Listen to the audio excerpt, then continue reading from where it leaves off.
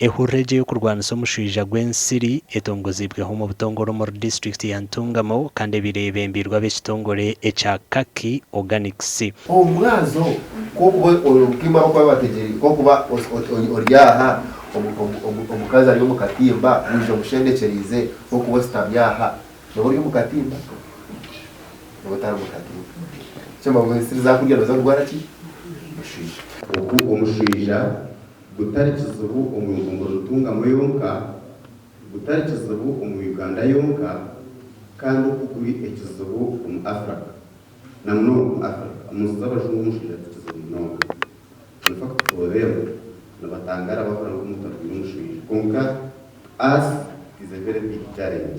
Edmond Kabaterine uryomwa habamemba b'ekitongore eki ashoborira habwenje batandikireho hurreji. So kenatire no medical school kirabe twabituna diagnosis ninga twari umwana biro mushwija mbora nasha.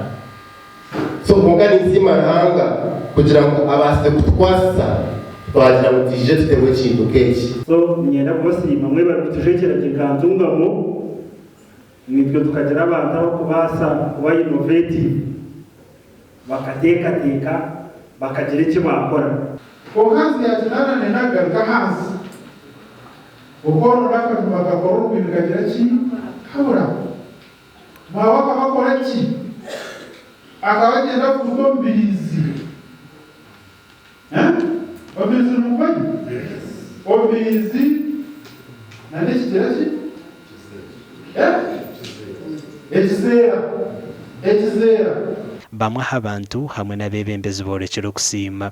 Nyenda kusima gurupe yatuhereza yaturetera obuhereze rizoba yiba kweta koka ku gurupe abo kutuhereza obuhereza bwo kukingira ensiri turemwa kuruma abantu okukira munonga itabari kukorana n'abakazi abinenda samajita ga hospital nagatwara iwazine ne prayer retreat kar hensiri nyingi munonga nahoreza nyingi munonga nagesiga wena ndende yande ndagache gukora ensiri mujuzu.